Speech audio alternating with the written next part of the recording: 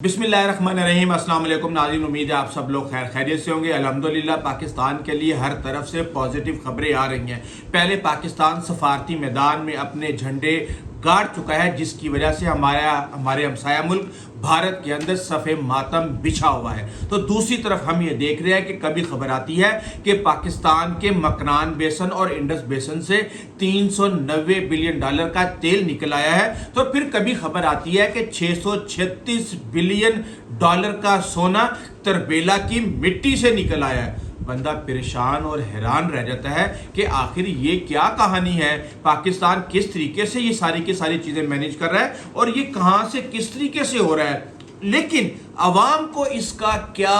Impact मिल रहा है, अवाम इससे क्या हासिल कर रही है, और इसके साथ ही अफगानिस्तान के अंदर इस वक्त पाकिस्तान के क्या ताल्लुकात चल रहे हैं, और कुछ थोड़े से फैक्ट्स आपको जाते जाते ज़ोहरान ममदानी के बारे में भी बताऊंगा। लेकिन सबसे पहले आपको बता दूं अफगानिस्तान के बारे में। खबरें बहुत ज़्यादा आती हैं कि जी बहुत ज़्यादा लड़ाई हो गई, एक दूसरे से मुंह मारी शुरू कर दी, बस मार धाड़ पे आने लगे थे, दोनों ने एक दूसरे से बात नहीं की, सिर्फ और सिर्फ लंच के टाइम भी किसी ने किसी से बात नहीं की। वो उस तरफ बैठे हुए थे, वो उस तरफ बैठे हुए थे, दरमियान में मेडिएटर बैठे हुए थे, और जो भी बात हुई वो मेडिएटर के थ्रू हुई। इस तरह की बहुत सी बातें आ रही हैं लड़ाई की और दीगर चीज़ों की। लेकिन इस वक्त हकीकत ये है कि पाकिस्तान और अफगान तालिबान के मुज़ाकरात कामयाब होना एक बहुत बड़ा, आप ये कह सकते हैं कि छक्का पाकिस्तान मार सकता है, अदरवाइज इसकी कोई उम्मीद ग्राउंड पे नजर नहीं आ रही। मुज़ाकरात करने से पहले मुल्ला अब्दुल हक वासिक की मुलाकात करवाई जाती है मुल्ला हैबतुल्लाह के साथ, और फिर ये पैगाम दिया जाता है कि बहुत ही सख्त हदायत मुल्ला हैबतुल्लाह ने दी हैं, और उन्होंने कहा है कि पाकिस्तान अफगानिस्तान पर फैसला मुसल्लत करने की पोजीशन में नहीं है। कोई ऐसा वादा ना किया जाए जो पूरा ना किया जा सके, और पाकिस्तान टीटीपी के अलावा किसी चीज़ पर भी बात करने के लिए तैयार नहीं है, और टीटीपी के साथ जो अफगानिस्तान में इनको वापस बुलाना, हमले करने से रोकना, इसके अलावा और कोई भी पॉइंट आउट नहीं है। तो वहाँ से अफगान तालिबान के मुतालबात भी आ रहे हैं। वो ये कह रहे हैं कि आपके केपीके के अंदर, बलूचिस्तान के अंदर दाइश बैठी हुई है, उनके खिलाफ आप एक्शन लें, और इसके साथ ही आप जो अमेरिकी ड्रोन जो है पाकिस्तान की फ़िज़ाई हदूद को इस्तेमाल करके आते हैं, आप उनको रोकें। अब पाकिस्तान ये कहता है कि जी बिस्मिल्लाह, हम दाइश के ख़िलाफ़ कार्रवाई करेंगे, हम केपीके के अंदर भी करेंगे, अफ़गानिस्तान के अंदर भी करेंगे, लेकिन हमारा भी आपसे यही मुतालबा है कि हम आपको इंटेलिजेंस रिपोर्ट्स देते हैं। हमने कौन सी दाइश को पाला हुआ है, हमने कौन सा उनको अपनी फौज के अंदर भर्ती किया हुआ है, हम कौन सा उनको पैसे दे रहे हैं, हम कौन सा किसी और मुल्क की प्रॉक्सी वहां पे इस्तेमाल कर रहे हैं। तो हम आपको इंटेलिजेंस इंफॉर्मेशंस देंगे, उसकी बेस पे हम ऑपरेशंस करेंगे, और यही काम हम आपसे तवक्का करते हैं कि आप हमें इंटेलिजेंस की इंफॉर्मेशंस दें कि ये कहाँ पे कैसे किस तरह बैठे हुए हैं, हम जनाब वहाँ पे अटैक करेंगे और आपका मसला हल कर देंगे। तो अब ये चीज़ें फंसी हुई हैं। और दूसरा, पाकिस्तान कहता है कि भाई हमें क्या पता कि अमेरिका के ड्रोन कहाँ से आ रहे हैं, कैसे आ रहे हैं, कैसे हमला कर रहे हैं, हम अमेरिका के ड्रोन्स को नहीं रोक सकते। और अगर कोई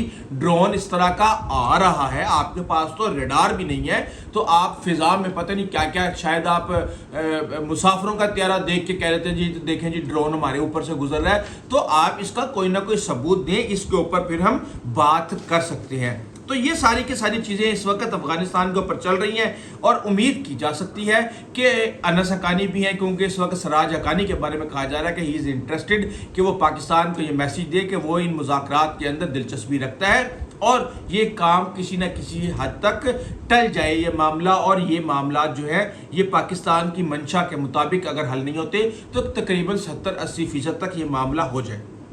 अब ये चीज़ें एक तरफ चल रही हैं, इसका नतीजा उसी वक्त आएगा जबकि सरकारी तौर पे कोई ना कोई एलामिया आता है। लेकिन दूसरी तरफ हम ये देख रहे हैं कि 636 अरब डॉलर का सोना तरबेला डैम से कैसे निकल आया। मैंने जब ये खबर देखी तो मैं भी हैरान रह गया कि क्या पानी में गोता मार के पहले मिट्टी निकालेंगे, और मिट्टी निकाल के फिर उसके अंदर से हम सोना तलाश करेंगे, और ये सोना कैसे मिल जाएगा, ज़रात की सूरत में, टुकड़ों की सूरत में, किसी और चीज़ की सूरत में। तो फिर जब मैंने इसके ऊपर रिसर्च की कि ये भाई दावा कर कौन रहा है, तो मुझे ये पता चला कि ये दावा federal chamber of commerce and industry के साबिक नायब सदर हनीफ गौहर ने की है। और वही कहते हैं कि भाई मैं ये बातें हवा में नहीं कर रहा, मैंने इस हवाले से SIFC को भी इन्फॉर्म कर दिया है, फील्ड मार्शल को भी इन्फॉर्म किया, उन्होंने जनरल सरफराज से मेरी मुलाकात करवाई है,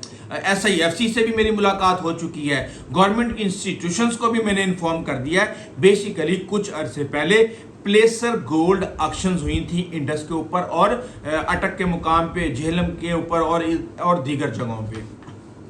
उसमें ये कहते हैं कि हमारी अपनी एक कंपनी है हिमालयन, उसने इस ऑक्शन के अंदर हिस्सा लिया था। 4 ब्लॉक्स जो हैं वो KPK हुकूमत ने उनको ऑक्शन किया था और उन 4 ब्लॉक्स में से एक ब्लॉक 111 किलोमीटर लंबा ब्लॉक C जो है वो हमारी कंपनी हिमालयन ने लिया था। और इस हवाले से जब हमने उसके ऊपर काम किया, जो जियोलॉजिस्ट थे उन्होंने इसके ऊपर रिसर्च की, तो उनकी टीम ने इनको ये बताया कि इसके अंदर इतना सोना मिल सकता है। और 636 अरब का कैसे, तो उसकी कैलकुलेशन इस तरह बनाई गई कि जनाब हमने 1 टन मिट्टी से 1.5 ग्राम सोना निकाला है। 1.5 ग्राम यानी 1 तोले में 12 ग्राम है, तो आप ये देख लें कि तकरीबन 7-8 टन मिट्टी से 1 तोला सोना निकलेगा। अब 1 तोला सोने की कीमत है तकरीबन 4.5 लाख रुपया या 4.25 लाख रुपया, तो आपको उसके लिए 8 टन मिट्टी को प्रोसेस करना पड़ेगा। अब उसमें ये कहते हैं कि हमने जब 1 टन से निकाला 1.5 ग्राम, तो हमने हिसाब लगाया कि जब से तरबेला डैम बना है 15 लाख टन मिट्टी जो है वो पिछले कई सालों के अंदर इसमें से निकाली जा चुकी है। और इस बुनियाद पे एक रिपोर्ट भी है, उसके ऊपर आप काम करके इसको आप निकाल सकते हैं। देखें एक बात आप समझें, रिकोडिक में भी सोना, सैंडिक में भी सोना, क्यों? क्योंकि जब आप तांबा निकालते हैं तो 1 टन जो प्रोसेस करते हैं आप मटेरियल को, तो उसमें से 0.47 जो है ग्राम वो सोना भी निकल आता है। ये सैंडिक की मैं रेशो आपको बता रहा हूँ। तो जहां तांबा होता है वहां सोना निकलता जरूर है, लेकिन कितना ये आप बता नहीं सकते। तो अब कहा यह जा रहा है कि जब तक सोना निकले ना वो मिट्टी ही है, और कई दफा उसको निकालना इतना मुश्किल हो जाता है कि उसको आप प्रोसेस करने में इतना पैसा लग जाता है कि उससे निकलने वाला सोना जो है वो उसकी कॉस्ट पूरी नहीं करता। तो जाहिर सी बात है घाटे का सौदा तो कोई भी नहीं करता, प्रॉफिट के लिए ही काम किया जाता है। तो अब ये सोना आता कैसे है, उसके ऊपर जियोलॉजिकल सर्वेस किए गए कि भाई दरियाए सिंध, गिलगित बल्तिस्तान जहाँ से भी निकलता है वो प्रोसेस होता है, और बशनोई के मुकाम तक वो देखते हैं कि कई ज़्यादा वहाँ पे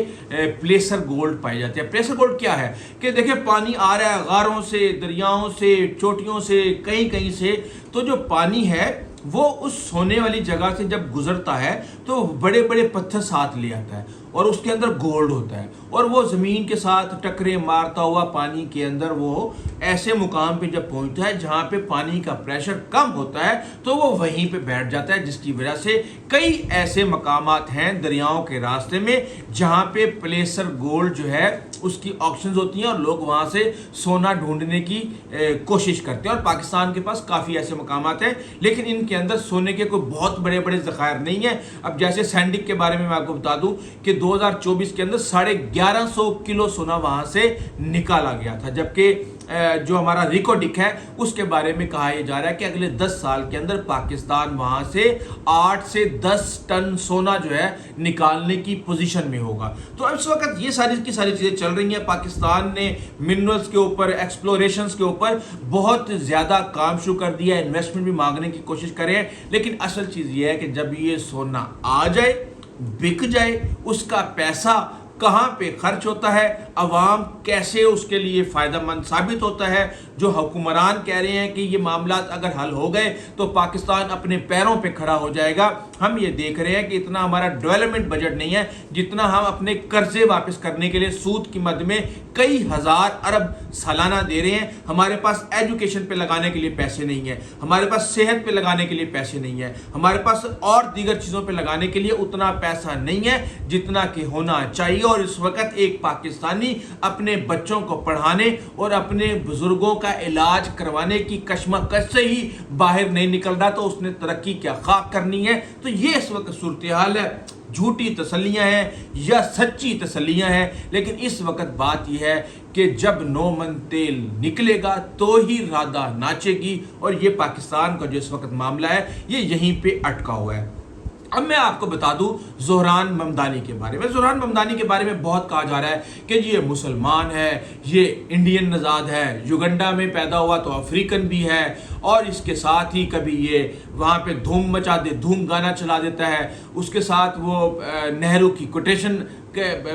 کوٹ کر دیتا ہے، کہیں پہ وہ رمیز رازا کا ذکر کر دیتا ہے، لیکن حقیقت یہ ہے کہ یہ وہ شخص ہے جس نے وہاں پہ 34 سال کی عمر میں الیکشن جیتا ہے۔ اس نے جو 9 ماہ پہلے یا 1 سال پہلے اکیلے سڑکوں کے اوپر یہ جو ہے لوگوں کو، جس طرح عام بندے کھڑے ہوئے ہوتے ہیں لوگ، اس کو کوئی لفٹ بھی نہیں کراتا تھا، اس سے کوئی بات بھی نہیں کرتا تھا، لیکن اس نے ہمت نہیں ہاری، 1 سال تک یہ بھاگا پھرتا رہا، اور جو اس کے مقابلے میں تھے، دیکھیں یہ 11ویں نمبر پہ تھا، 1% چانس تھا اس کا جیتنے کا، لیکن جو بندہ پہلے نمبر پہ تھا اور جس کو ٹرمپ بھی مبینہ طور پہ سپورٹ کر رہے تھے، اس کو اس نے ہرا دیا۔ اس کے پیچھے کوئی بڑا بلینئر نہیں تھا، اس نے عام چندوں کی مدد سے میئر کا الیکشن لڑا۔ اس کی بیوی جو ہے وہ کیا کہتے ہیں سیرین ہے، تو عرب ورلڈ یہ کہہ رہا ہے کہ جی ہمارا یہ سن ان لا ہے، ہمارا یہ دماد ہے، اور اس کو اس طریقے سے مسلم دنیا کے اندر اور ساتھ میں بھارت کے اندر بھی